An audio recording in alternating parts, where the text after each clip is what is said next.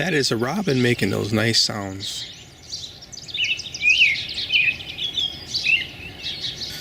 We're looking for a few asparagus for breakfast.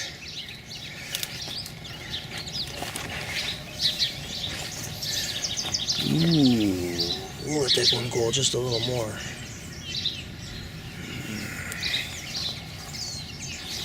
There's another one.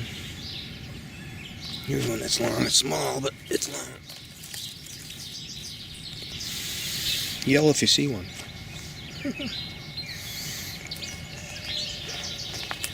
Ooh, here's a really nice one right there.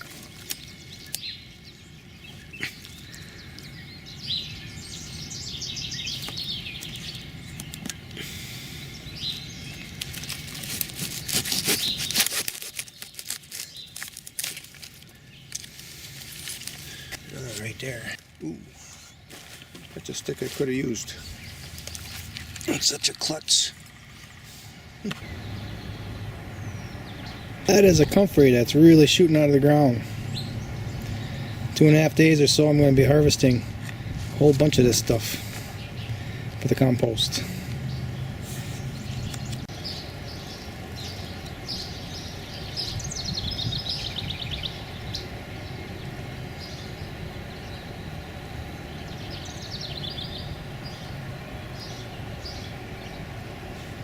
There's a house sparrow fight going on down there. Oh, there's 3 of them now fighting. Whoa.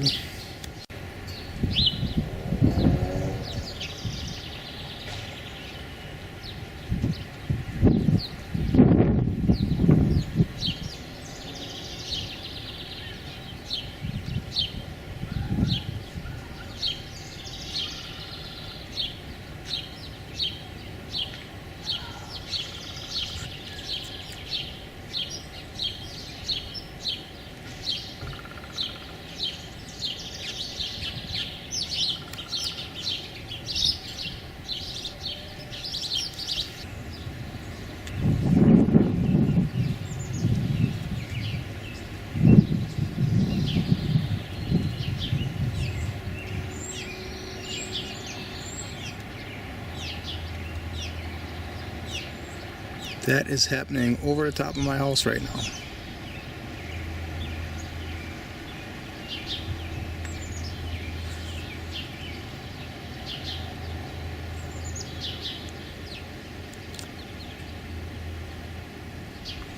Can't hold it.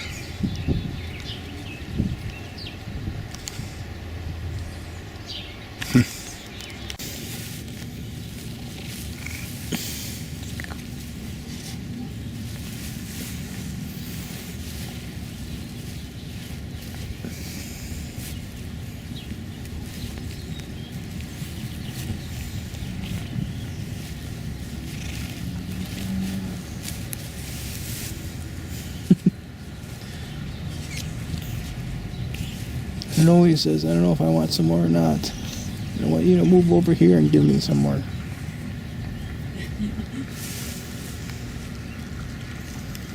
There's that tail. Get over here already. Look at that. Demanding kitty.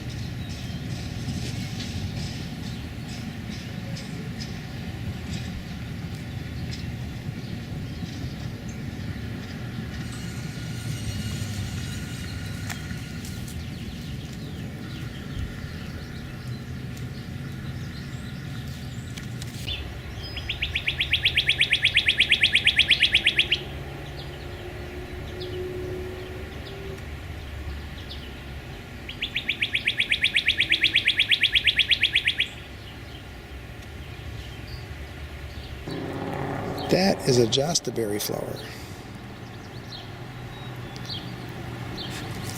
I am going to plant this with barley and cowpeas as recommended by Bill Mollison.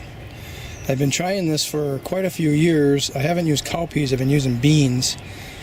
Actually, the first 2 years I grew the barley without the beans, and then I watched one of his permaculture design courses, and he mentioned the two growing in combination well together. The barley just heading out over the tops of the leaves of the beans, and of course then they'll benefit each other. The beans with all the leaf surface will reduce evaporation, and the barley will grow between them and kind of hold it all up. It's like a big solid trellis for the beans. I finally got cowpeas for the first time, and like I said, the first 2 years I grew good barley, and then the third year when I started the combination of beans and barley, the mice started to figure out barley was food, and they would eat the barley. So 3 years straight, mice ate the barley. Last year I used chicken wire, thinking, well, I had it in a spot where there wasn't any mice normally. Well, it didn't matter, they came found it. So now I'm using this hardware cloth. That should keep the mice out, you would think. We're going to keep trying until we get one to work. Swedish cowpeas along the fence there. I've got some welded wire going up 5 feet. They can climb right up that. That'll be a nice site once it's established, assuming it does. Finished uncovering this garden bed. You can see the straw is all piled up here and at the back. I actually had a couple of sheets over the straw as well, and it looks really nice. Let's see how nice it looks here. Yeah, you can see the worms. See the worms? There were a lot of worms squiggling when I opened it up. But you got beautiful soil moisture. We got some rain coming, and I'm going to go ahead and work this bed into a design for potatoes on the outside and corn in the middle. I'm going to rake all this straw off and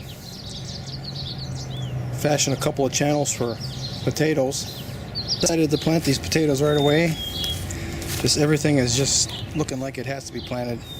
Just get that feeling, so I'm doing it.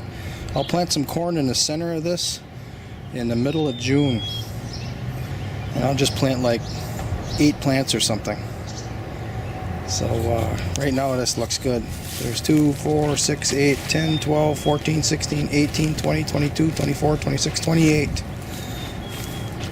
I'm going to get on my hands and knees and dig them in down a little bit and cover them up with some compost. And then the soil that's mounded up in the middle and on the sides, I'll mound that up after the plant starts growing. And after I do that, then I'll plant in June, the last one, I'll plant the corn. Plug in to realize on the potatoes what happens when they grow. The stem that shoots out of the potato and heads up, that is the area that the roots will make the potatoes. The potato itself doesn't make the roots, and the roots don't go down below the potato. It's whatever from the potato up. So you can plant the potatoes right on the hardest soil you got, and as long as you mound some good aerated soil above it, you'll get potatoes. So they're all in.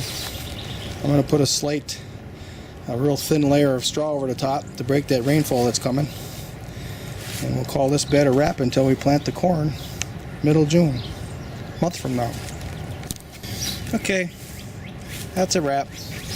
This didn't take but, 15 minutes. So I'm just leave it like this now till June. I was thinking about putting some sheets over it, just like there was all winter and all spring here. And I got to thinking, well, if mice or something got in there, I wouldn't see it. I wouldn't be able to react and set traps. So I'm going to leave it open like this. It's going to be good enough. We're good to go.